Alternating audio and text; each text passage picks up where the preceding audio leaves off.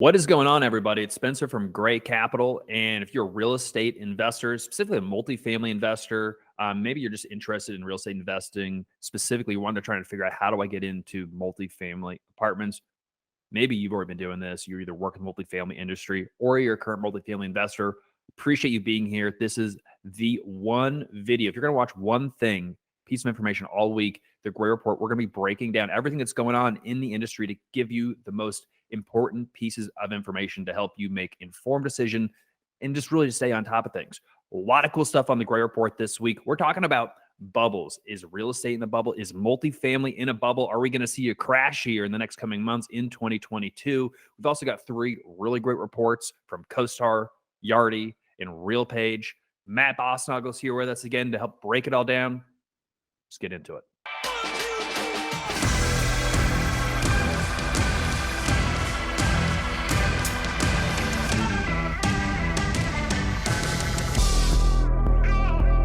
What's going on? Welcome to the Gray Report. Once again, I know you're keeping things locked down over at Gray Capital HQ. I appreciate it. Just before we get into it, Matt, though, I got to let everybody know how much we would appreciate if you subscribe to the Gray Capital YouTube channel if you're not already a subscriber. That way, these videos you'll get a notification as soon as we release them. But also, give us a like and a comment. One, we would love to hear your opinion, whether you think we are on track. This is the information you'd like to see. Any other topics that you would like for us to cover, put it in the comments below. We really appreciate it. And then also it helps that YouTube algorithm. We're trying to get the Gray Report out to as many people as possible. When you do a like and a comment, takes a quick second. It really means a lot for us. Matt and I, we're looking at it, we're like, wow, somebody appreciate what we're doing. Let's keep doing this. Matt, everybody's got Corona, the Omicron. You're going strong. I believe you had a couple scares. Yeah, I'm healthy, and but yeah, that just means that every sniffle, every sneeze is laden with potential and bad potential. So it might as well be. It might as well be. You can't even get a test hardly anymore. So we're going to talk about housing crashes, right? Are we in a bubble? Is everything's going to crash? Fed's raising interest rates, prices are high. Why wouldn't there be a crash, right, Matt? But before we get to that, I think that the layout of the multifamily industry in general is so positive and there's so much promise in it that it almost counterbalances this idea of a bubble. Yes, there could be a bubble, but there's a lot of good. And everyone always says like, oh, no one sees it coming. They didn't see the last one coming. But it's hard to see. It's hard to see an over exuberant situation in there's some value there. It's still a valuable commodity, and and housing is ultimately a necessary thing for people. You got to find somewhere to live, so it's hard for me to. That's a good point, and I'd also like to point out, if I had a nickel for every article about a housing bubble that's come out over the last decade, be a very rich man. So many people are always talking about a real estate bubble. Maybe that's a good indicator that maybe we're not in a bubble if everyone is so worried about it, because to your point, the bubbles happen when no one is thinking about it now. But to that point, I hear a lot of both. I hear people saying there must be a bubble. I also hear people saying nothing can go wrong. There's so many legs. But before we get into some of these articles about real estate bubbles, let's get into the data. We've got some new research reports. And because we can talk about bubbles all day long, but I think actually looking at some empirical evidence, the research, that gives us a lot more information, and we can actually have some sort of an educated opinion. So let's get into it. You'd like to start with the CoStar report, or where do you want to go first, Matt? Yeah, CoStar sounds great. There is a lot of breadth in this 95-page report. It covers much more than multifamily, industrial, retail, office. It's a global report because they're in Canada and Europe. So there's a lot to it. But before zeroing in on the U.S. multifamily section of the report, they do have a good that provides some nice context in their projections for the overall economy in the United States. CoStar is seeing some things that viewers and readers of the Gray Report will be very familiar with. There's increasing wages and employment. They're expecting measured rate hikes from the Fed. This is all expectations for 2022.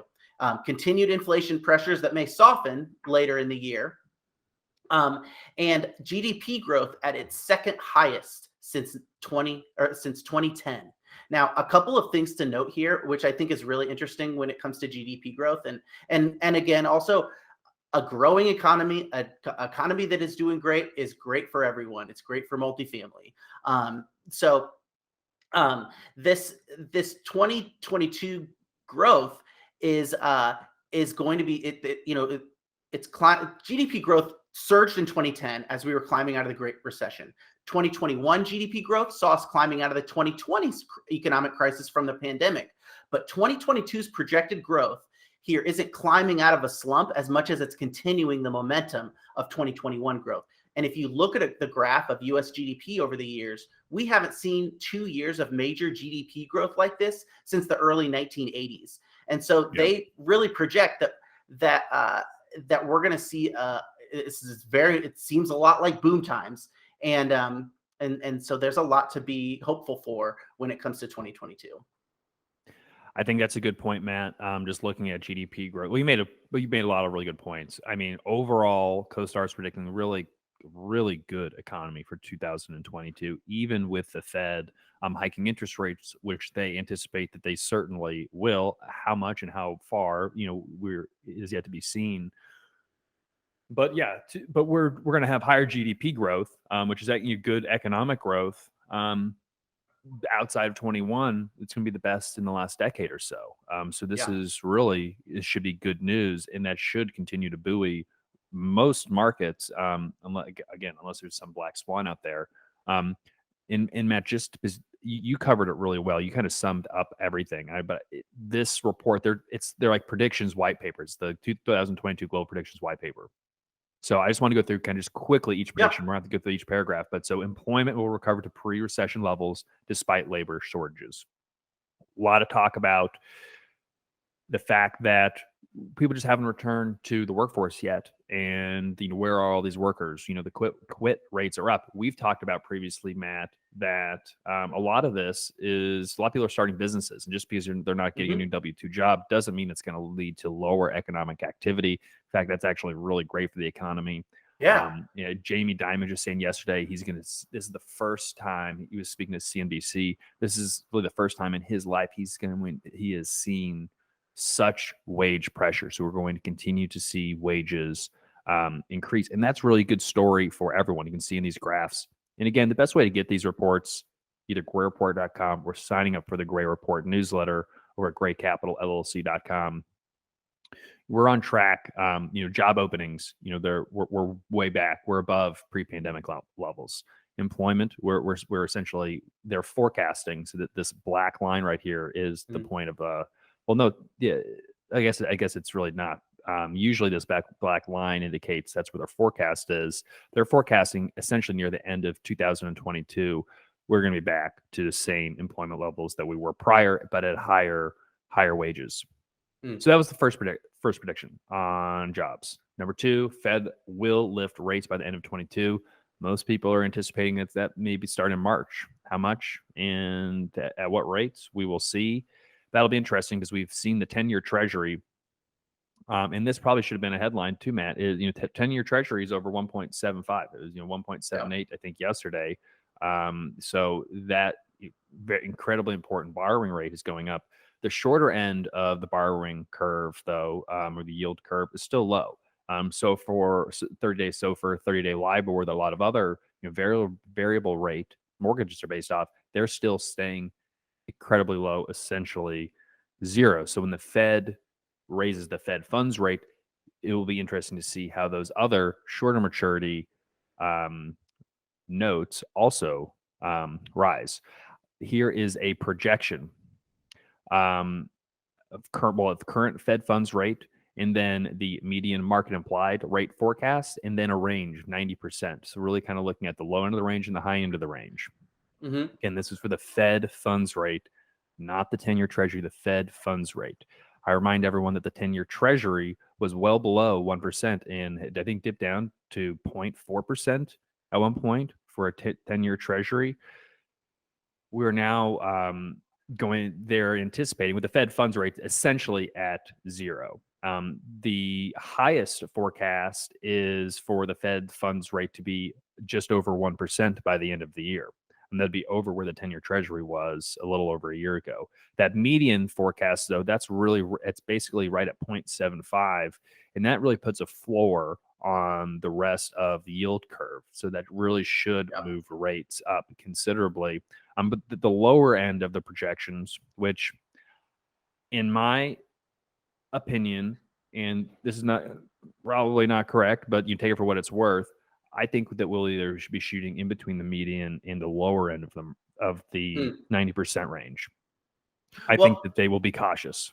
and if you look, But yeah. I mean, this is coming off a high peak of in terms of the rate. So it doesn't. It's not like you look at that graph. It's not like we're going to return to those highs in the next year or really anytime soon or ever. So it's. I don't think that it is an emergency situation. It's just like the good times are not necessarily as good as they used to be when it comes to getting cheaper debt. That's true. Yeah, we're probably not going to see a whole lot of sub 3%. It's really, if you look at a lot of the charts, and I think a little bit further on in the COSTAR report, they're talking about the cap rate and interest Yeah. rate spread, which, as we know, that doesn't mean everything, but it's an important measure to track to kind of give an idea of yield. Again, it's not everything, but it certainly is. It's something to pay attention to because it does, in general, correlate to return. At least when you're initially buying the property. Obviously, you're going to be doing some kind of value add, increasing cash flow, but just that spread it's an indication really from demand in a macro sense. Okay, so we have the blended cap rate, 10-year treasury rates, and spread. So blended cap rate, this is all capital markets. This is all commercial real estate, not just multifamily. But so the spread increased to its peak here, kind of mid 2020. This is when all of a sudden there was fear, a lot of fear Yep. in the market. People didn't know what to do, and we were This is looking the wait and see era. Yeah, because cap rates hadn't started declining just yet. You could still maybe get some for a 5 cap, 5.25 cap. We made some good acquisitions right around this time period. A lot of people are sitting on their hands, but as cap rates have compressed and now the interest rates, borrowing rates are slowly moving up. They haven't moved significantly, but you're no longer underwriting to 2.75, 3%. We're underwriting. Well, we never really were. You're underwriting closer to, again, we always were 3.5, 3.25, all the way up to 4.5. And you may even see people underwriting up to a 5% interest rate here in the near future, depending on where rates go. But the conclusion that I made is, and this is like a little bit of a forecast. We're talking about to the end of 2022. We're basically returning to 2018 levels. Yeah. And we were finding good deals. Now, albeit finding good cash flowing deals was a little bit, I remember looking for deals and they were definitely skinnier. You're no longer able to get, double digit cash flow on your underwriting in the first year, 2 years, even with interest only. You really needed to use interest only to be able to get the cash flow that you needed. People are still using interest only today, but returns should compress, and especially compared to throttled growth going forward. If we really see growth to slow down, as is projecting, and it's probably healthy. So, all right, let's get back to these predictions, and I want to go through these somewhat quick, and then we can get into the real fun. Well, we got some other reports, but also some really good stuff about housing crash. And again, this is 95 page. Prediction 3: inflation will be lower in the second half of 2022, though still elevated. I think that's not a big surprise. Looking at the CPI in a 5-year forward rate, CPI is really moving, and so you think that 5-year forward rate would start to catch up. It had kind of been looks like it had been acting as the mean for a while, and it still is. So It'll be interesting to see. Prediction number 4, 2022, we'll see the second fastest growth in GDP since 2010. We covered that, and that's great for the economy. Best case scenario, inventory growth returns by end of 22. Now we touched. This is what we'd really talked about last week, Matt. I think we've got a little about 400,000 some units So plus or minus set to be delivered. For this one, and I was a little bit confused with this is inventory in terms of like supply chain issues. Oh, got it. Okay, And okay, perfect. this is also That's good. yeah, and this is also something that I've been hearing about, kind of on the borders of things. It's hard to get past the loud voices that are talking about the problems in the supply chain, but it seems there are sources that have said maybe these problems have peaked and they're on the way downward. Maybe things are getting better, and it does, it would make sense that people have started to kind of learn how to deal with this. I know Omicron is still surging, but at some point there's money to be made in the logistics industry. There's money, and I feel like things will get better. And I'm not, and it's not just based on feelings alone. It's based on a lot of the reports that I've read. People are doing these things smarter, and they're beginning to work past these big barriers that we saw in the last 2 years.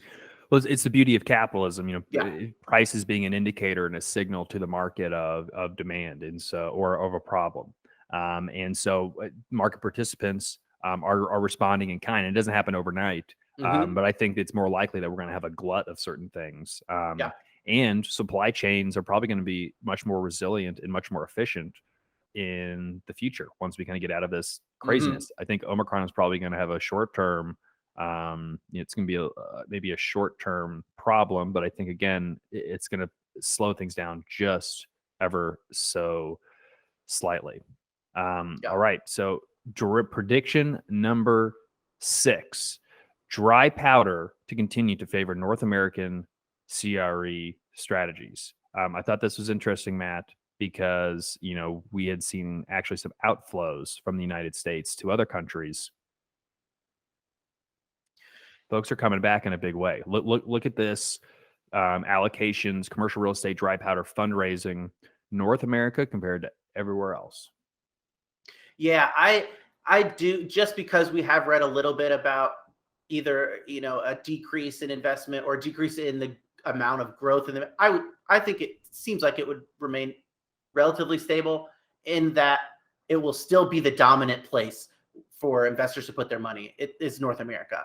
I don't know if it's going to be growing at the rate as before, but there's no one that's going to kind of unseat the value or the placement of North American real estate holdings. Well, Americans, we love our freedom just a little bit more than everybody else. That's right. We're going to open up faster. We are going to innovate quicker, and our real estate has always been, it's the strongest real estate market in the world. I don't know, Switzerland or something, but for most people, the United States is the best real estate market in the world, and one of the best economies in the world as well.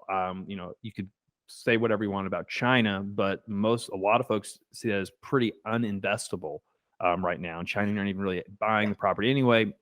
Not to Chinese real estate, United States.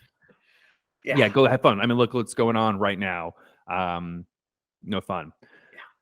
Gateway office. Okay, so prediction number 8. We skipped a couple because we've talked about them. Yeah. Prediction number 8 is that gateway markets. Let me pop this up.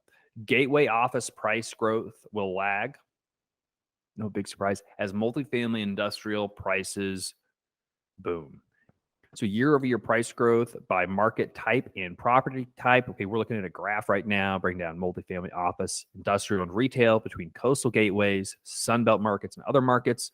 Multifamily looks like the key winner. Growth for the coastal gateways at 8% at the lowest. Sunbelt all the way up to a little over 14%. Everything else coming right over 10% in terms of price growth. It's really strong.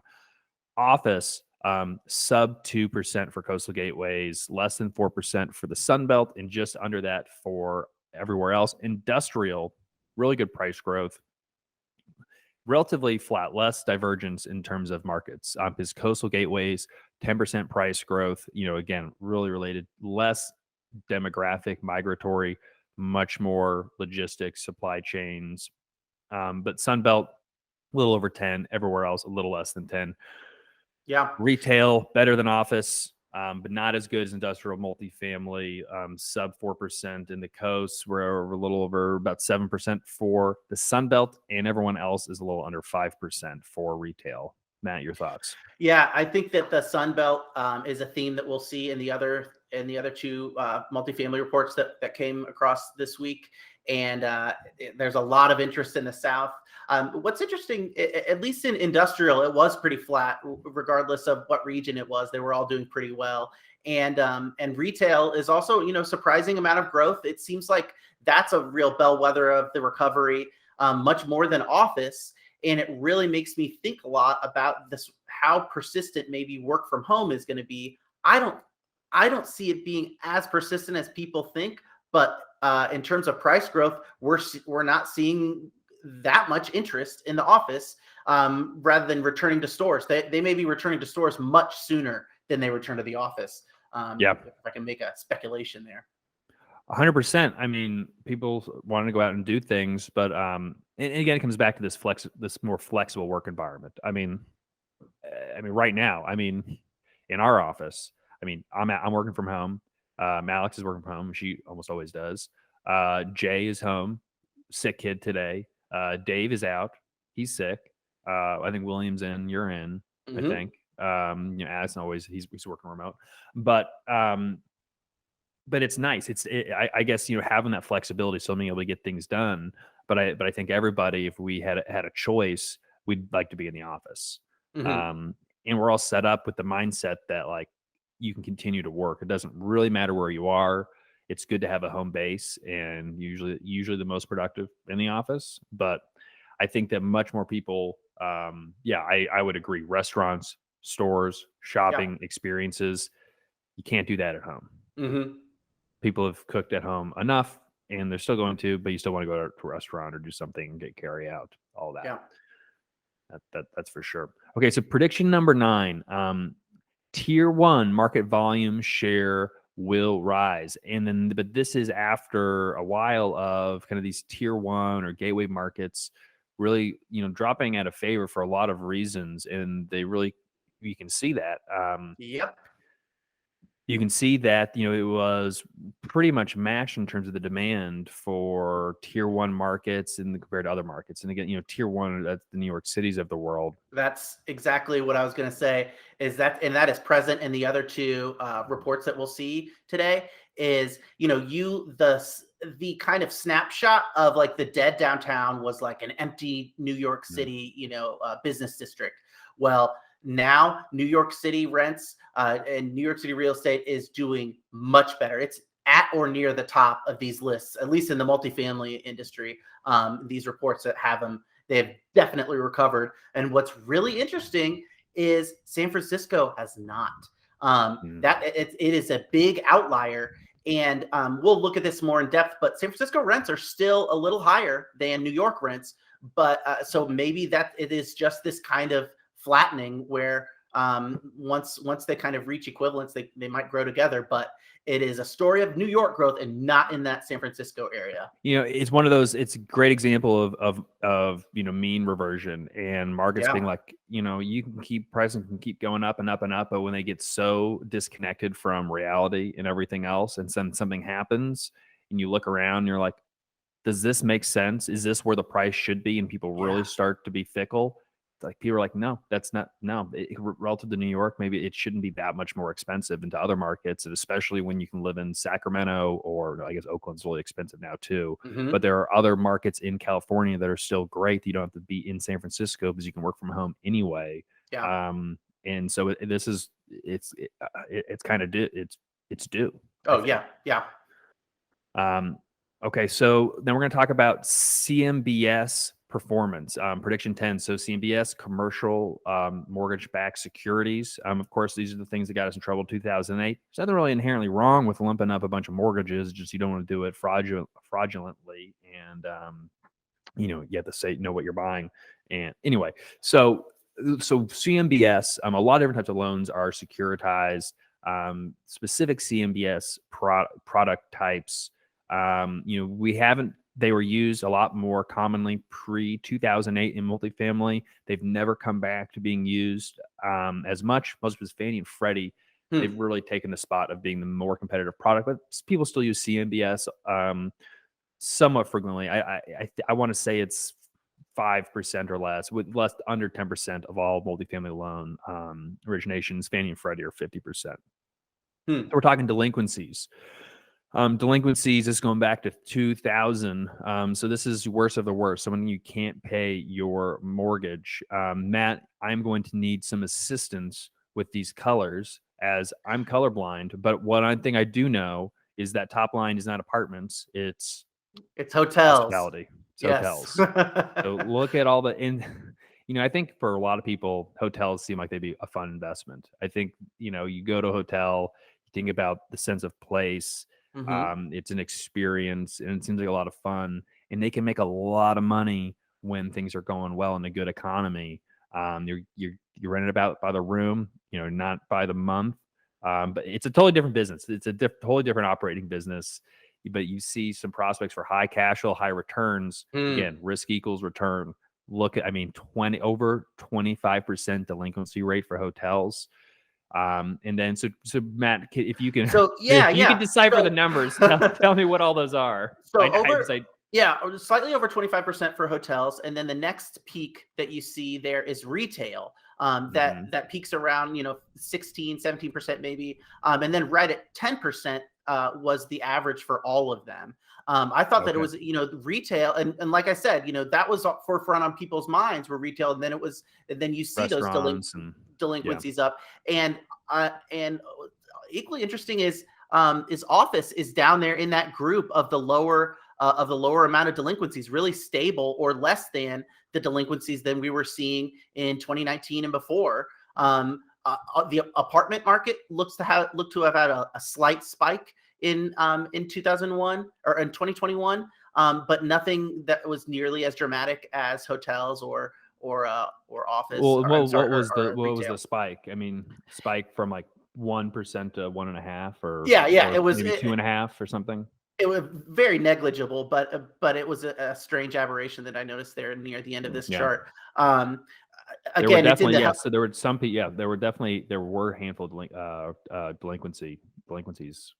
But again, that is a collection of like the stable, less worrisome portion is definitely warehouses, apartments, offices, and those that group of CRE has done well in terms of CMB loans. Yeah. So and you can look at delinquency of Fannie Mae and Freddie Mac agency-backed products. It's usually under 1% for the multifamily industry. And so when people ask, how risky is this? And these aren't defaults. This is just someone missed a payment. The entire industry, and you have to assume that there's some, there are a handful of operators that probably aren't the smartest operators. Most are, but some aren't, and it's less than 1% are not able to pay their loan. That's a pretty good track record.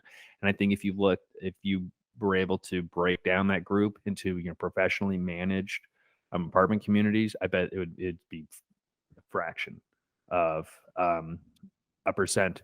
So prediction 11 are more to do with CMBS loans to maturity in 2022. It's basically saying they're going to exit their current loan under normal market conditions, which is good to hear. And then prediction number 12, most distressed CMBS hotels loans maturing within the next year will not default. So we saw they were over 25% delinquency, but it looks like we're not going to see an avalanche of defaults in the hospitality and hotel industry, which is great because that was the hardest hit segment by far. And if they can get through it, good on them. Maybe not be getting much cash flow right now, but you're not losing everything, which a lot better than 2008 for sure. U.S. multifamily, Matt. This is kind of what we're really paying attention to. Let's get into their predictions. Prediction 19, a market demand and rent will be reduced by at least 50%. That can't be good, Matt. What's the deal? It expects apartment demand to grow by 2.1% this year, which, yes, that's less than half of the 4.6% growth of 2021, but it is close to or at the long-term average. And it's also important to note that rents, on the other hand, are not expected to shrink commensurate with demand. This is 7% expected rent growth in 2022, which, yes, it's well below the 11% growth in 2021, but it's still Yeah. well above the long-term average. And so I can't help but be optimistic about the multifamily market. And there's still room for rents to grow, even as demand starts to move down to a normal level. And I think that this is just a sign of a market that is returning a little bit to normalcy, and but still with some momentum. Yeah. I think that's really the headline is markets see glimpse of normalcy. Yeah, Because to your point, demand 2.1%. There's only been 2 other years since 2014 where we've even had more than 2.1%. So in many years that where we've been under 2.1%. So demand is much more normal level of demand. And then in terms of rent growth, we just had in 1 year, we essentially grew. We had basically 4 years of rent growth in 1 year. If yeah. you typically see just under 3% organic rent growth in a year, we had 11. And so the next year, 7%. That's equivalent of more than 2 years of typical growth. So over 2 years, we've got basically 6 years of growth over 2 year period that we would normally see. And again, this is market rent growth, not effective rent growth. We're going to Hmm. see is Yeah. all this new the prices have been reset, but you don't sign a new lease until your lease expires. It comes up for renewal. So, and you don't always raise your an existing resident's new lease or existing lease up to the new market. You're just giving them a little bit of a bump. We're going to see this lease trade out take place over the next couple of years, and you will still find apartment buildings today that have rents from 2018, 2017, 2016. You're going to see that over the next couple of years of mom and pop landlords who just haven't raised rents, Yeah. and you're going to see huge percentage differences between their in-place rents or their market rents and the rest of the market. I mean, we were looking one a couple days ago that they haven't raised the rents yet. They haven't gotten the Hmm. memo. Even a lot of professionally managed communities. And this is interesting, Matt. Having a conversation with another apartment Yeah. owner. Um, Things move so quickly. Hmm. Back last year in March, we were still trying to make sure that we had our footing. We weren't anticipating we were going to see 11 to 15, 30% rent growth in some markets that we're in. Yeah. Um, and and this also comes back to why the Gray Report is essential for if you're in the industry.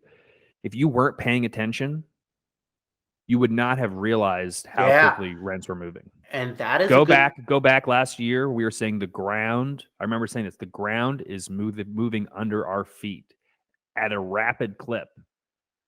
And if you're just kind of doing your thing day in and day out, Hmm. oh, well, 5% bump this, give them a $15 rent bump. We'll give them a $25 rent bump. You're leaving hundreds of dollars on the table. And I'm not saying you bring the, renewal all the way up to market, but one, you better make sure your market rents. And again, market rents are like, oh, well, we bumped them 25, we bumped them $30 this year. You could That's have bumped it $150 and still been under market. Yeah, and that is a really good point, that like these that for an individual, either property manager or apartment owner, these raising the rents is a voluntary thing. It's not an automatic thing, usually. And so Usually, if yeah, you unless you're on an LRO, yeah, which there's a case for that. and then if you don't have that information, then you can't then you're not going to make that, and you're going to miss every month. It's kind of a missed opportunity. So Yeah. So I'm not trying to say we told you so, but it's more of you wherever your information. When markets are moving that quick, we've never had the real estate industry usually moves so slow, and people weren't ready for it to start moving quickly.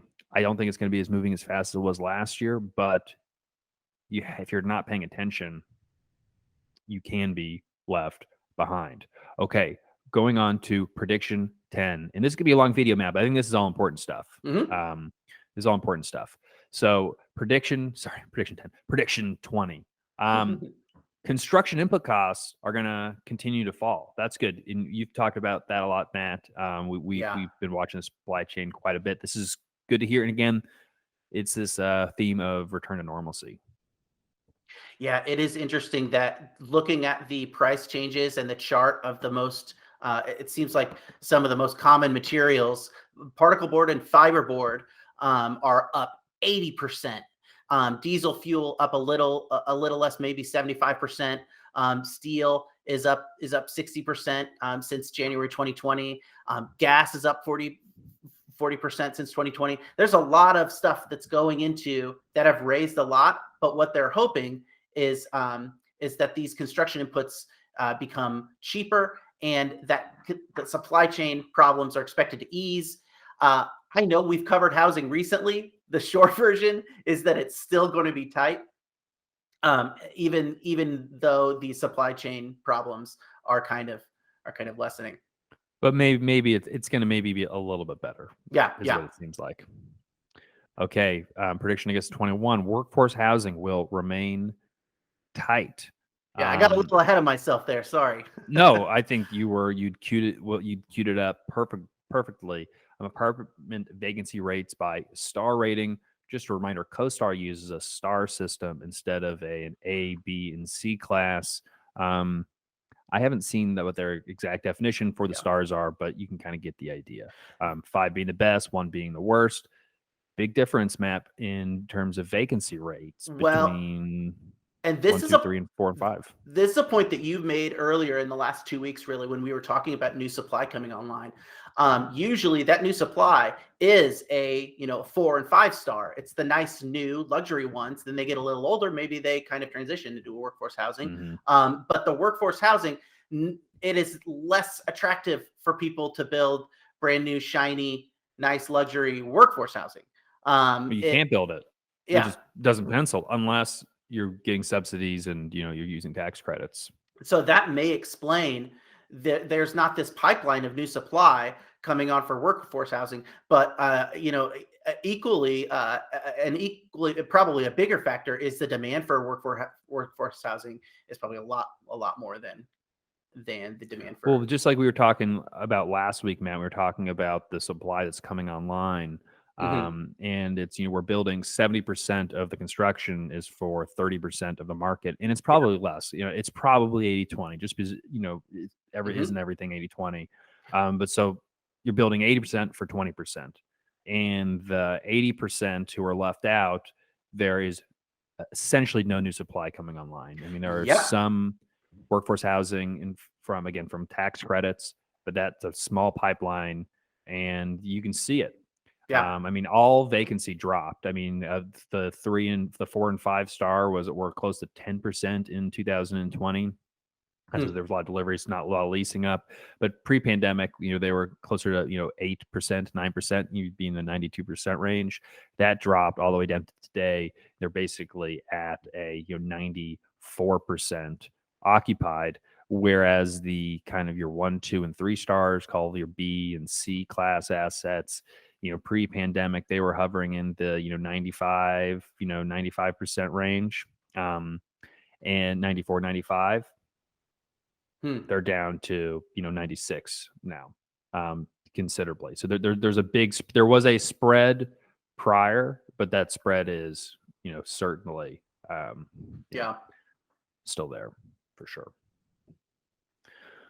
Okay, Matt, on to the next one, and then we're going to move on to some of these other reports, and I'm going to let our listeners and viewers kind of dig into this report on their own. But prediction 22, growth markets outperform due to stronger demographics. We are looking at kind of tier 1 markets versus the rest of the market itself. Again, we're looking at demographic trends, migratory trends, and then as we've discussed multiple times, Matt, of what are the reasons people are moving into new markets, whether that be for value, family, or lifestyle, and jobs, employment. Those are really seem to be the drivers. looking at apartment rent growth, I mean, again, it's nuts. So, but this is comparing tier one markets and national index minus tier one. So tier one markets from pre-pandemic in 2019, growing again that 3%, a little maybe a little bit of over three Hmm. for the tier one markets. National index minus tier was slightly elevated, a little bit closer to 5%. Now, let's just fast forward into the pandemic. We saw the tier one markets take the biggest drop, rent declines, which is you really only see in recessions where all markets minus tier one actually did not decline. And we talked about this a lot in 2020 Yep. when you saw headlines of rent growth has gone the other way, has actually declined. It was really the New Yorks and San Franciscos, which are huge markets, that bring down the average. And so this is important to break out those tier one markets. National index minus the tier one, so these are all the secondary and tertiary markets. 15% rent growth, 21 and 22. Whereas the tier one really, it was a sub 10, looks got close to 10, but you really kind of 8 or 9, it looks like. Fascinating stuff, Matt. And then it Yeah. looks like for 2022, we're going to still see elevated levels of growth, kind of in that 7% range that they had mentioned earlier. So, Yeah. I think the next point that they make in this report kind of also dovetails with a story that we were talking about with kind of greater mobility and people's ability to kind of choose a little bit where they want to live, and there's seeing kind of some pushback on maybe expensive cost of living mhm, and really a shift to the suburbs because people may want more space. I yeah, think that this I'm curious about the state of work from home arrangements. I think that work from home is just one of the many factors that are acting on this demand that they said that their prediction is that a shift to the suburbs and work from home are going to continue large unit outperformance. Again, work from home, just one of many factors. Really, the potential for work from home to continue post pandemic is what I'm looking for. And I think at this point, it's kind of too soon to tell. I I think I, that, I agree. yeah, Yeah, yeah. Yeah, and so there's a quote here. Although there has been an uptake in both multifamily demand and the number of workers returning to the office, 36% as of October, according to Castle Systems data, work from home had a permanent effect on the desire of renters to accommodate their space needs. So you're thinking about, do I need an office again? Because I don't think we're talking about permanently working from home. We're talking about right now what I'm doing, whereas I yeah, have to stay home and I don't have COVID, but other stuff going on. I just couldn't come into the office today, and but I'm working today, and I went from I had a great work from home setup as my house didn't have an office. We renovated our house in 2017. Our interior designer was like, "No one does home offices anymore. You don't need it." So we didn't build a home office. Then the pandemic happened. So like I'm in my basement and I kind of tore down my setup because I moved a lot of stuff into our new office. And so you have to be thinking about, well, I may be working from home 2 days out yeah, of the week, or at least, or maybe one day out of the week. I mean, there's a lot of discussions of, should we move to a 4-day work week? I don't think that's going to happen. But maybe it's like, well, maybe I'm working from home 2 days out of the week or one day out of the week. I think yeah, that's very common. It is very common. And so when you are at home, where are you going to work? Maybe I do need a 3-bedroom as opposed to a 2-bedroom, or two instead of one. I need some space. And according to CoStar, annual demand as a share of inventory for larger units, 1 to 4 beds, which I wouldn't call one bed a large unit. But anyway, sorry, larger. I'm curious if they're considering just by the bed count or square footage. Anyway, yeah, the share of inventory for large units stands at 2.9% of Q3 2021. That's demand for those units stands at 2.9% compared to 1.7 for studios. So they are just talking about 1 to 4 beds. So studios, which were kind of the darling pre-pandemic because you're getting that higher rent per square foot, they're not as much in demand because people are having flashbacks of being trapped into a studio apartment for yeah. months on end. No one wants to do that. Yeah, and what will be interesting again is this work from home, or is work from home even as it fades, was it maybe the catalyst for people to realize that their preference for these apartments really outweighs their working conditions? Is it really kind of a spark that even after work from home comes to be normal, they're like, well, this is what I want anyways. It's not just work from Hmm. home. I just finally realized this. Yeah. So that it is something to watch, and there it does seem like there might be a good chance that there is some lingering presence, some lingering interest, even beyond 2022 in larger units. Yeah, I think so, man. It's like one of those things that it originated as a need. I need an extra space. Now it's more of I like that. I want some extra space. And Yeah. maybe I don't need it, but I kind of like that. I'm kind of gotten used to having a home Hmm. office setup. I'm going to be doing work from home all the time anyway. Um, yeah, I think that's a really good point. Yeah. And we're also just looking at a graph comparing studio rents 2016 to 21 to bedrooms 1 to 4 units. And we really saw a huge divergence starting with the pandemic. But Matt, what I find interesting, well, I'm kind of interpreting this Hmm. graph as we speak. There was a decline prior to the pandemic. So again, is this one of those Yeah. trends that was somehow um, it was there and present, and the pandemic just incredibly accelerated it? And maybe it's because it comes to household formation and millennials having kids, moving in together, and so there's just more couples rather than um, That's singles. I that's wonder if another thing. that's a part of it. Well, and I think that that's true too. There's a demographic pressure as well. These people are starting families, and that's a lot bigger of a factor when you're talking about long term or even really short term than work from the kind of preferences that may or may not be kind of transitory. Yeah. So, Matt, that is all for the multifamily report. Now, this CoStar report has industrial, office, other markets, Europe. I highly recommend if you want to know what's going on in the world or in the United States, check out this CoStar report. Now, I think you need to have an actual CoStar membership, but those aren't cheap to actually get this full thing. But if you're subscribed to the Gray Report newsletter, I think we are hooking you up with a link to this download.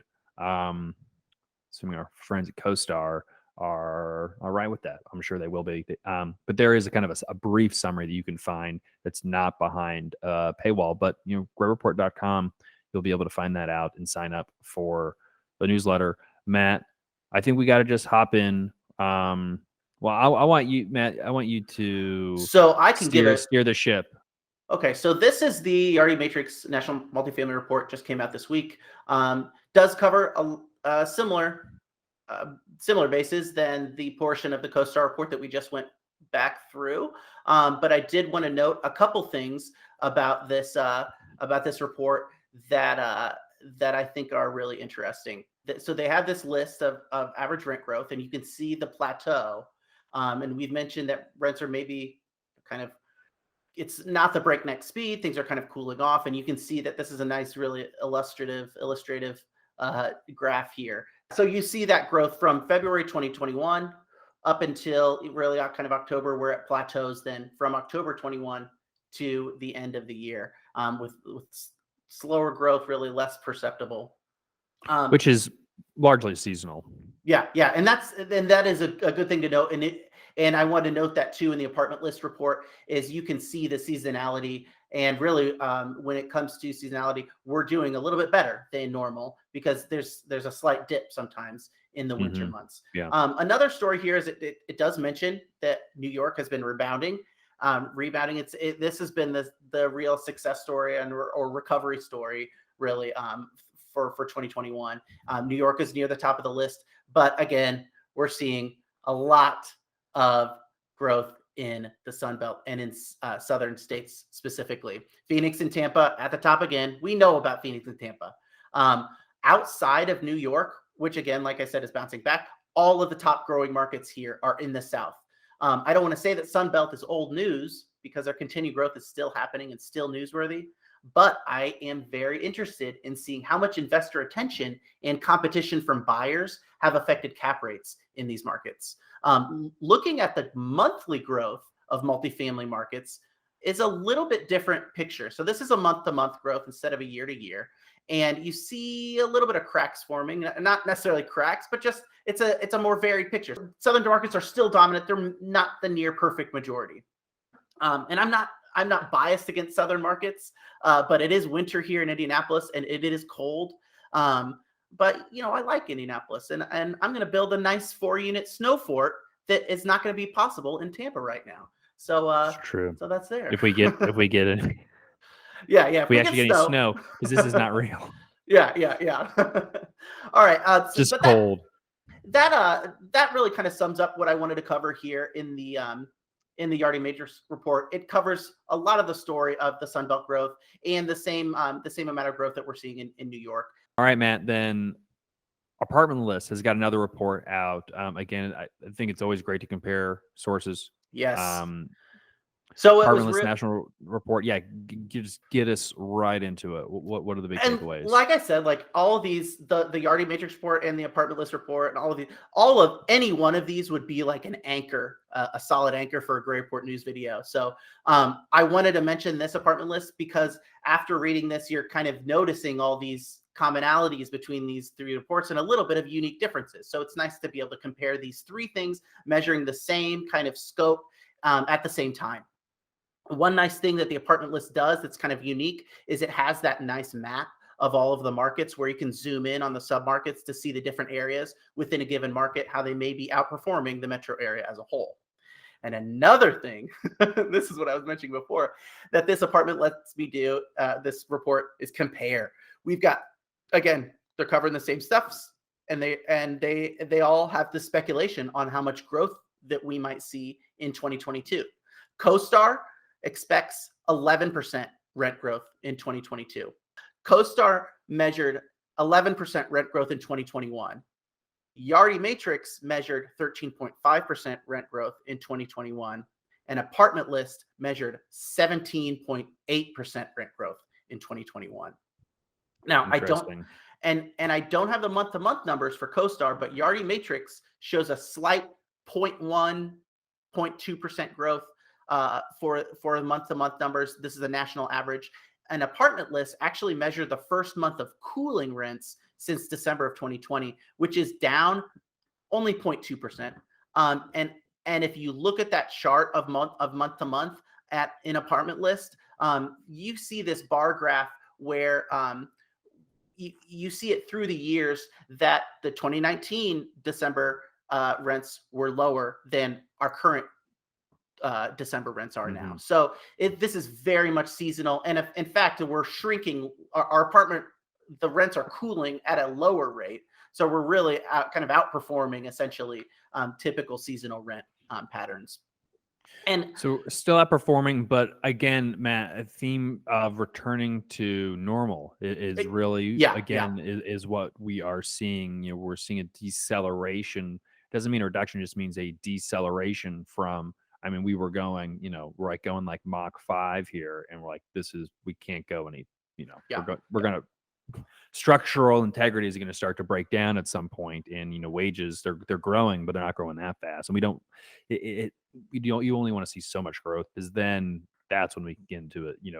Are we in a bubble? Those conversations. That's right. That's a good transition. It's a good transition. But that's it. So Matt, we got things growing. Things are maybe looking like they're going on in the downside. Is real estate, and particularly multifamily, are we in a bubble? What do you think? We're seeing data that would suggest a deceleration in the market, but people are still bidding up prices. Cap rates are an all-time low. We're seeing crazy amount of growth. People underwriting 6+% rent growth for the next 10 years. That sounds frothy, but then when you look at the fundamentals of demand, it seems to make sense. Are we in 2008? Are we in 2006? Are we in 2010? When we've got an opportunity, or is it none of those? Are we in the pick a decade and it's still probably not correct. Where are we? Where are we in all this? How to make sense of it? Yeah, I think that it is hard. It is definitely hard to predict bubbles, and and this article from Bloomberg that talks about if there's a bubble, that the title really there was no housing bubble in 2008, and there isn't one now. This is the familiar line of argument about economic bubbles, and here's the quote. The good news is that few economists believe that the current run up in housing prices is a bubble that's about to burst, taking the economy with it. The bad news is that practically no one was worried about the housing bubble in 2007 either. That's the line that you kind of get that, oh, yeah, well, you may not think it's a bubble, but no one ever sees it coming. And it's like kind of takes the wind out of the sails of any optimists that are predicting future growth in any market, no matter what the bubble is. But I think that this is specifically interesting because it really zeroes in on the housing market, not just like a generalized statement about bubbles, but it's based on work at the Mercatus Center, especially a newly published book just yesterday by Kevin Erdman, who claims that the elevated housing prices. This is a statement about 2007, which I think is actually pretty apt for today. And the elevated housing prices pre-Great Recession were a function of a housing shortage. And instead of tightening monetary policy, the Fed should have done more to encourage home building before, during, and after the crisis. We've seen a lot of this look back to the Great Recession, and we've talked about this before in this report that links that protracted recovery in the 2010s, links that to a Federal Reserve that was reticent and kept money supply tight. But Erdman's point, again, in connecting this stance around the Great Recession to a housing shortage is rich with implications for today in a way that simple takes on a hawkish or dovish Fed doesn't quite capture. I think that this is really interesting how these things might interact with each other. And it's not just a simple thing of, yeah, well, in the Great Recession, you should, open the valves.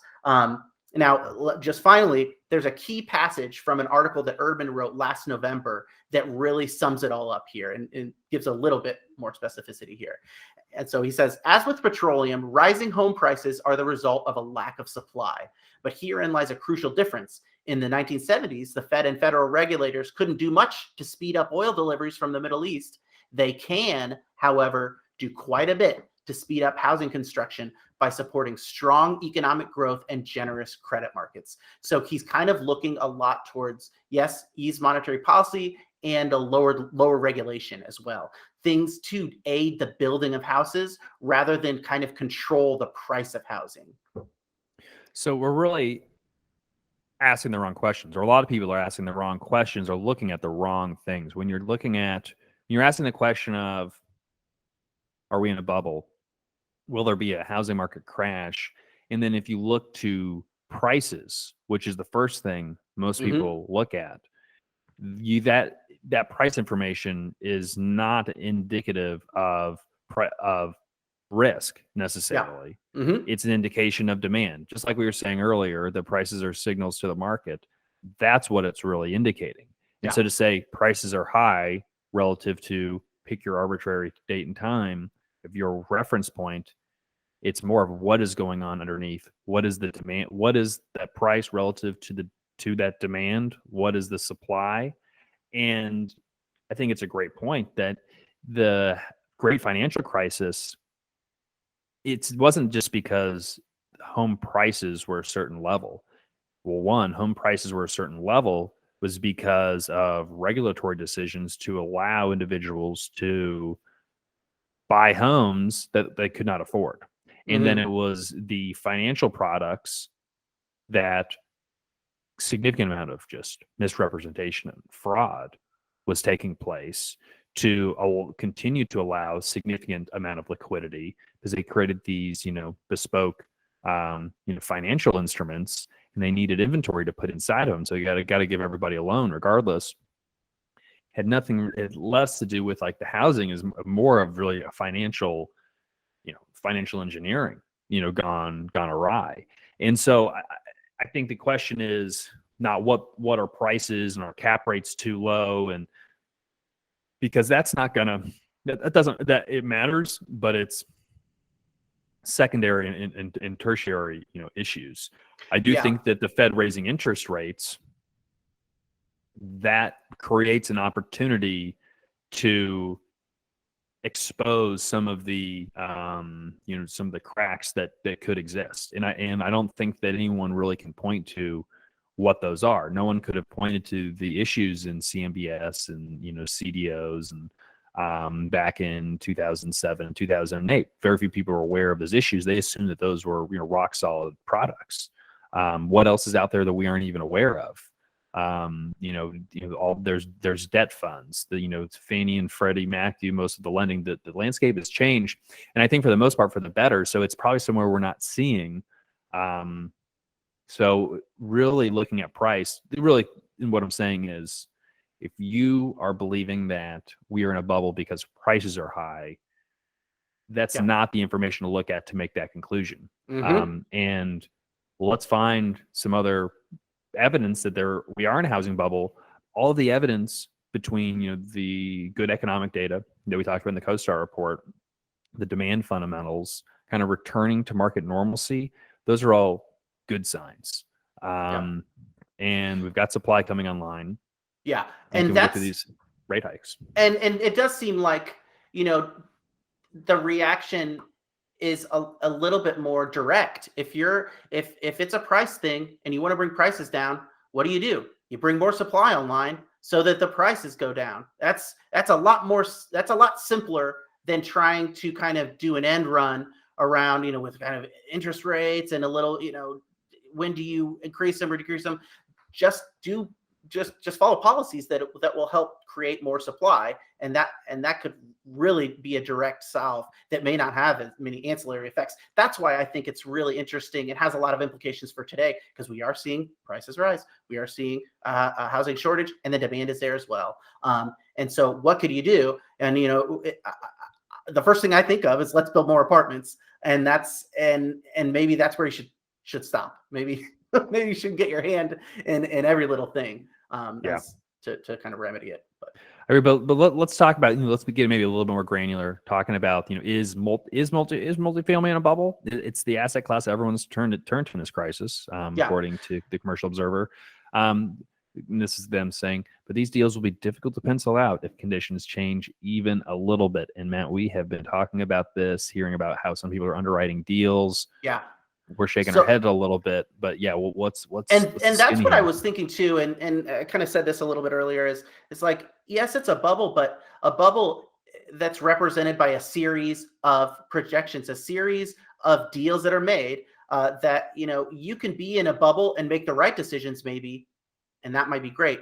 But if you're making the wrong decisions, that can really contribute to it. And so there's just a couple of quotes, really this passage that sums it up really for me, really sums up the risks associated with a rapid growth in the multifamily market. And it says that one red flag is that cheap money is available even for what might be considered borderline projects. It's saying that we're seeing pressure on the debt side in terms of really aggressive assumptions and people chasing deals in markets that are a little more frothy or a little less stable and getting institutional kind of pricing. People are aggressive on the underwriting.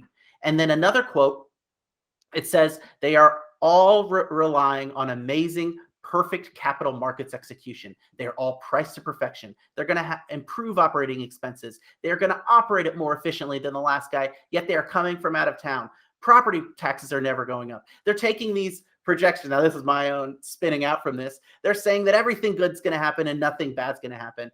And honestly, if you look at 2021, that may be a great assumption to make, but I think that's the risk is, are you going to go overboard? Are you going to think that things are going to be better than they are? And so that kind of sums it up there. A bubble, maybe, if you're making the wrong projections. Yeah, it certainly can lead to it. And I think that a lot of those folks are hoping that market performance is going to save them. There are a lot of syndicators, a lot of buyers, a lot of investors in general, not just in real estate, that were saved by the market over the last year and a half. That they were in mediocre deals that aren't even, they still aren't even going that well. They haven't gotten them fully stabilized. They're screwed up the rehab plan. They're not getting the rent bumps. Yeah. But cap rates are compressed. They bought in 75K a door. Now they're selling it for 125K a door, and they look like geniuses, but they really didn't Hmm. do a good job. And Um, and that's what another thing that I like about multifamily is it's not purely speculative. This is it should be based on income, and it should have some cash flow, ideally. Uh, But yeah, yeah, there well, is that this whole trope, opportunity you to buy on actuals. Only pay yeah. on the T12 and the cap rate. That's the only way. And man, if we could do that every time, we would. Unfortunately, I think there's always some speculation because we Hmm. have to speculate on growth, but we want to see, okay, well, as much as less speculating as we can do, or how educated and empirical can we be with our assumptions? We have to pick some assumptions, and I think there's a risk of assuming too low. Also, I think there's a balance of understanding a range and different possibilities and different outcomes. But if you assume 3% rent growth, organic rent growth in 2021, well, you missed the boat because you weren't paying attention. If you assume 3% rent growth for 2022, you're just not going to participate in this market. Now, if you assume 20%, I don't know if that's going to. I think that probably going to miss. You're going to overshoot in a big way. What's concerned Yeah. me is just talking to a lot of other brokers, um, is be, and just talking to how other buyers are underwriting these projects, is that they are underwriting significant amount of growth throughout the lifetime, the duration of a project. And I'll be honest, we're willing to speculate on 2022 and a little bit on 2023. Last year, we're looking at, okay, 2021, we kind of know where we are based on where rents are actually being moved to the property. Really just getting rents over the next couple of years up to where the current owners they had moved them. So less speculating, just moving to getting all of the in place rents up to the market rents. But I think a reasonable assumption would be, okay, yeah, there's going to be some reasonable growth next year. It's going to be over 3%, probably not 10. I think 6, 7.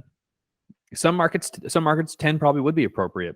But if you've got 15, 10, 10, 10, 8, or you're using, high organic growth numbers for every year, we're like, if you look at professional analysts, you go on CoStar, look at their forecasts because they're doing the same thing. You have to assume some kind of mean reversion. And they're Yeah. assuming it may be too extreme, but you can see that they're cutting their forecasts off in later years. They're going way, way down, like to growth that's way below the long-term average, in order for their forecast to eventually get close to equaling that long-term average. And so, Hmm. like the way we're looking at underwriting right now is, okay, we're speculating on a little bit of growth, on some growth this year, a little bit of growth next year, and then we're really trailing it off to closer to historical averages, close to 3% organic rent growth. Doing most of our growth over the next year or two, because that's what I know. I don't know about 2026, right? Yeah. I don't. So assuming that's going to be more historically average, we will miss out on a couple deals most likely because we're not getting so aggressive. I'm hopefully putting our investors and our fund in a position where we're not going to be in a bad position, though, because we've bought right. But again, it comes back to buying on actuals. Hmm. We're buying on T3, and you're really looking, the projects are being sold on next year's T12, next year's pro forma. Yeah, it is, and I've said this before. It is encouraging actually to see people making kind of more reasonable predictions. But I always go back to my fear is that the market is going to be dominated by overly optimistic people that are overpricing things, that think that rents are going to go up 20% this year, and I just don't think that that's the case. Yeah, I don't think they're going to go up 20%. Um, there are a lot, but there are so many reasons why apartments are still going to be in demand. I mean, just Yeah, surprisingly, I thought that maybe births would have increased because people are just at home, I guess. Like, talking some kind of baby boom. It's not the case. yeah, yeah. People are having less kids, even less than before, and it's because of uncertainty. People Yep. don't want to bring new life into an uncertain world, and if you Hmm. don't have kids, that delays that decision to buy a home Yeah. significantly. Yeah. Some people didn't get married. That delays the decision to get into a home. You're going to continue to rent. Not only have single family home prices increased significantly with interest rates moving up, those down payments, those monthly payments for a mortgage become that much more unaffordable, because you're just having to And pay more and more in that bucket, and it's all in the margins. yep. Now all of a sudden it's like that creates 10,000 more renters here, 10,000 more Well, renters there. and that was a report we couldn't get to this year, but this week. I'm sorry, is the single family rental market is Mhm. really, it stands to benefit from a lot of this uncertainty and a lot of the pricing out of families that can't buy a home right now. Not an option. Yeah. Yeah, Yeah. Well, I guess people will just have to subscribe to either the Gray Capital YouTube that's my channel teaser. and be signed up for the Gray Nice. Report newsletter. So, guys, the two best places that I recommend you checking out, after you've liked this video, tell us that we're full of BS or onto something, you appreciated it, subscribe to the channel. GrayCapitalLLC.com. That'll allow you to sign up for the Gray Report newsletter. And if you're interested in investing in multifamily apartments, only open to accredited investors, that's going to be a great place, the place to do that. GrayReport.com, though, we've created this as kind of your one-stop shop for all things multifamily industry, real estate, and the economy. We've got research reports coming out, articles, podcasts, videos. If you are someone who listens to a lot of multifamily podcasts, you watch videos, you're reading the books, or you're already doing this every single day because it's your job. There's one website out there that's aggregating all this content. So it's not just original content, which there is plenty of original content on there, but we're aggregating from all over the internet. We built this as an intelligence aggregator for our own use, and we turned it over to the general public because we thought that there is a demand for it. There's more and more demand for current information, and we wanted to be on the forefront of that, providing it for you. So GrayReport.com, add it to your bookmarks bar, or however you check websites, and share it with your friends. If you appreciate it, again, that would mean so much to us, because we are doing it for you guys out there. So let's keep doing it. Matt, great newsletter as always. Thank The you. reviews just keep piling in, like they keep piling in. Of like, this is like the one newsletter that I read. That's Because great. because it's high quality, no fluff. I mean, there's no fluff in there. Yeah. I think people are like, you guys should put more about yourselves and be like promoting it. I mean, That's like because maybe there's like I a am sentence at the impatient. bottom. I want to cut to the Exactly. chase. I know, and we look at this, we're like, who wants to deal with this? Let's just give the people what they want. So great Mhm. job. And then Gray Report also, no fluff. There's not a single ad on the Gray Report. Yeah. We should probably change that to get some revenue coming in. But again, the purpose is not to make a couple bucks off ad revenue.